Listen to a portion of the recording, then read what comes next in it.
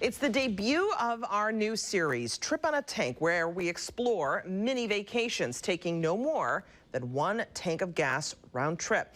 Evan Dawson joins us live this morning from the charming, and that is putting it mildly, the charming village of Hammondsport. Evan, I love what I see so far. That is a community that appreciates its proximity to the water, its rich wine heritage, and small chihuahuas. And that, my friend, is enough to make me want to go to that town. This is like stumbling into a Rockwell painting and looking around saying, where is everybody this morning? It's a beautiful morning here. We're just starting to see a little bit of the kind of the hustle and bustle, people walking through the center square here. And here we are just kind of taking a walk up the main street here in Hammondsport. You've got taverns and you've got classic bakeries and things like that, gift shops. We've been showing you all that stuff. Not far down the road is the lake. It's just a great place to spend some time. And one place that we're going to take you to right now, just outside of town, is the Glenn Curtiss Museum. A lot of people think it's just about aviation. It's not. We found out it's about much more than that. From an American pioneer, all inside what looks like an airport hangar. Take a look. There are 24 aircraft in and outside of the Curtiss Museum here. Every one of them has a story, and we don't have time to get through all of them, but we're going to go through a couple of really cool pieces here. In fact, I want to start with this piece right over my shoulder here. Traff, what do we have here? This is a 1917 Curtiss JN-4D Jenny. This is a famous training plane that Curtiss built during World War I. They built over 6,000 of them. 95% of the pilots who learned to fly during World War I, both American and Canadian, learned to fly in a Jenny. After World War I, they were plentiful and cheap. They're used for barnstorming.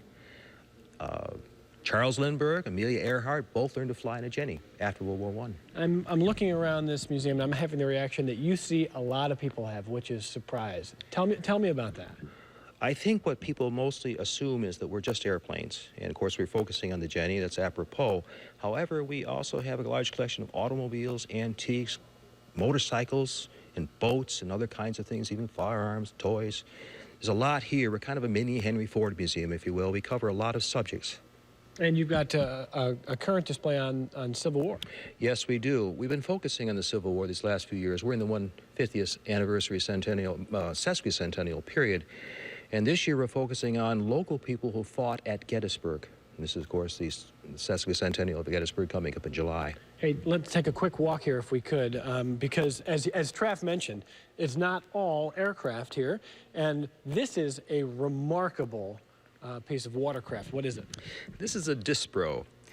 This is an unusual boat. I had never actually seen one of these things until about 5 years ago when we got this one. It's made in Carling, Ontario, 1924. And its key thing is the propeller, which is located underneath, is retractable. And also, if you happen to hit a log or a rock, it pops it up into a housing and protects it. You don't want to go without the oars, though. This little engine in there is notoriously unreliable. It's beautiful, isn't it? Yes, it is lovely. Dispro actually comes from the term disappearing propeller. That's how they came up with that name. And then there's this, talk about being surprised. Traff, you said this, I called it a bike, is sort of an insult to a vehicle that went how fast? In 1907, January 24th specifically, Curtiss rode this V8 powered motorcycle to a speed of 136.4 miles an hour. This is on sand at Ormond Beach, Florida, which is slightly north of Daytona. For 4 years, Curtiss is the fastest man on Earth. It's an interesting bike. It's shaft drive. There wasn't a belt or a change to take the torque and the power of that 40 horsepower engine. And there's a simple brake on the rear wheel. There's no clutch, no transmission. You pulled it with a car to start it. Then you open the throttle, and away you went. Away you went at unbelievable speeds. So the Curtiss Museum down here in Hammondsport, $8.50 for an adult ticket. Much more information, and where can we find you if you want more information? We have, of course, a website. If you simply Google Curtiss Museum or Glenn Curtiss Museum, you'll find us. Pretty easy to find. Thanks for taking the time today, and thanks for showing us that it is a lot more than just aircraft. Oh, you're more than welcome. It's very nice meeting all of you. All right, beautiful stuff here at the Curtiss Museum. Looking good, Evan. Thank you so much. 13 Wham Entertainment is coming up next. All right, well, we are talking about going on a trip on a tank. It's something we've come up with here on the broadcast. Evan Dawson has been in Hammondsport this morning as part of our new Trip on a Tank series.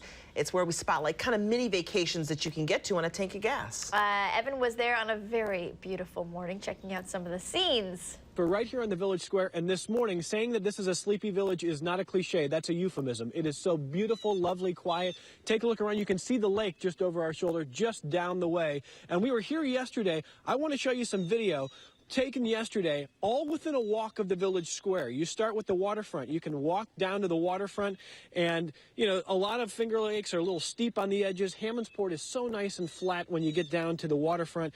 You can enjoy just sort of a quick dip there, or a lot of boat slips out there. Then you kind of go around town. There are restaurants. We checked into the Village Tavern, which is an old favorite where the folks like to go and eat. There's the Union Block in town and other places. There's a gift shop called the Cinnamon Stick that is a gift shop unlike anything I've ever seen. It's 2 floors, and there is anything from sort of kitschy fun to high-end nice stuff. There's high-end specialty chocolates and locally made stuff. And then no small town, no getaway is complete without a great bakery. And that's what you have with the Cuke Artisan Bakery. And I want to welcome live the folks from Cuke Artisan Bakery, John and Deb DeBona. You guys have been here for how long? We've been here for about 3 years. And you guys moved, John, from where are you originally from? I'm originally from Philadelphia. And you're a Buffalo girl. I'm a Buffalo girl. And so why Hammondsport when you've been all over the Northeast? Why Hammondsport? Well, the beauty, the quaintness, the serenity, the lake, of course, is just beautiful. It's one of the most beautiful of all the Finger Lakes. And then just the people here are just friendly and warm and welcoming, and that's why we chose Hammondsport. It's a great place to be. They brought a basket of some of the wonderful things they made. Yesterday we enjoyed a Boston cream pie and a little carrot cake that they have here. John, what's your best seller?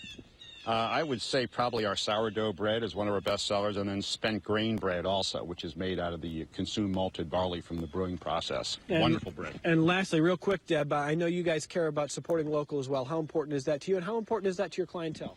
Well, we get local grains for our breads, and it's very important that we have organic whole wheat flour locally here. The customers appreciate it, especially the tourists appreciate it. When the tourists come through, they want to know if we have local ingredients. So we have local honey, we have local cheeses, artisan cheeses, we have local juices, a lot of our coffees. We have 2 different kinds, Bob and June's and Finger Lakes Roasters, and those are local. So we've really, really focused on doing local sustainable. All right, get your coffee going, because Terry and I may need some. You look around the square. It's a beautiful place to be, guys. And John and Deb are just like a couple I met in Rochester last night who actually live in Hammondsport. They said they came here 30 years ago, kicking and screaming on a day trip, and they haven't left. You can see why. That is beautiful. Yeah, it looks like a movie set. I'm convinced like he's really out in Hollywood. I know, it does. It looks almost fake, but it's not. It's real, and you can get there on a tank of gas.